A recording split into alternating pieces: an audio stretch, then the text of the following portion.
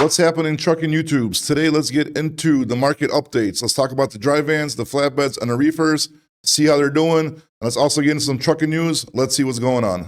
Let's start off with the New York congestion tax. Our boy Diney here decided to block it, got rid of it, and already all of a sudden, look how fast, boom, they're putting it into court. They're trying to fight against it. Why? In my opinion, it's a huge, again, money laundering scheme. A lot of people's pockets are going to get lined from it. It's definitely not helping out the people. It's not helping out trucking. It's not helping out the small businesses that are out there. So they got a congestion tax in Manhattan over there where you got to pay like a decent amount of money just to get in there in a car, truck, whatever, after a certain time or before a certain time, whatever. And it's just nuts, man. It's just like, like that's crazy. Like imagine the people that can't afford to go in there and you have to go there. You got a job. The job doesn't pay you that much. And now that tax is coming out of, your pocket, your paycheck. So it's maybe not even worth for you going there. It's just like crazy how, they're going to block out a part of New York and then be like, hey, you can't get in there unless you could afford it. I don't think it's fair. I don't think it's cool that they're fighting it in court that fast. Obviously, Trump's blocking it for a reason. He doesn't think it's fair. It doesn't help the people. It definitely just some kind of corruption or bribery, in my opinion, not to get this video taken down. But the whole situation is not cool. I'm totally against it. I hope the court case don't win and it stays banned.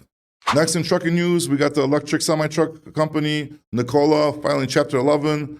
We kind of heard it was going to happen. There's been rumors of it. Today it's official. They did it. Not happy a company went out of business, but I'm still not a fan of EV trucks. Right here, let's take a look at the hot market map for the dry vans. This is current business day as of today. Let's just take a look around, see where the good markets are for you to go with your dry van. So as we go take a look at this map over here, as you can see, California is still dead. It's not good at all. Plus 22 load to truck ratio. That's not good at all. The blue color is the worst. The dark red's the best, and then it goes from there.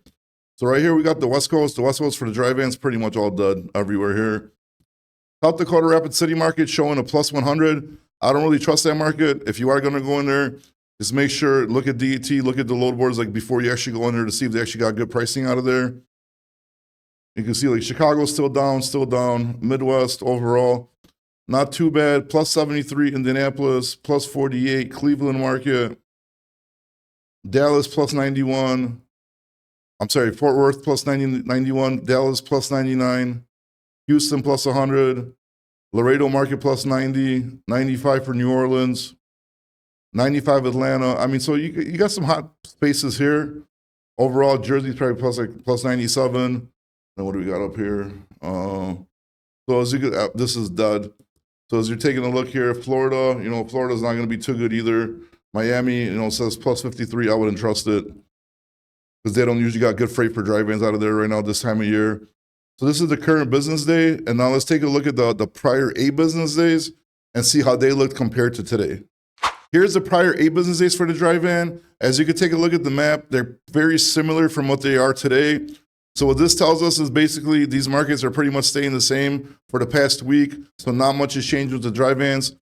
Just make sure to do your research before you send a truck to the market. Make sure you send them to the market where there's more freight, than trucks to put yourself in a good position. Here we have current day flatbed markets. Let's take a look how they're doing. Flatbeds usually, man, the South is just hot nonstop for them. Take a look. I mean, everything's plus 100 down here. You could throw a rock and hit a plus 100. I would still do research, search loads before you send a truck there and make sure that, they're paying like what you want. But overall, like with the truck, with the flatbed truck, if you stay over here in this whole area right here, just bounce around, I'm pretty sure you're going to do all right now because the flatbeds have been on fire lately. They kind of did calm down. We're about to take a look at the 8-day average one. It's hotter than this, so they kind of calmed down today. We're going to see how the market reacts for the rest of the week. Today was a little cool down for the flatbeds. Typically stay away from the west. You don't want to go there with the flatbeds, I can tell you that much. Try to stay in these areas right here. Try to get the most money you can.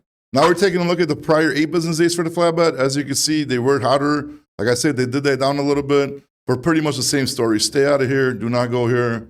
Stay up in here with the flatbeds. You do that, do your research, you should be fine. The flatbed market is doing pretty good right now. Finally, we got the reefers. Here's the current day for the reefers, how it's looking like.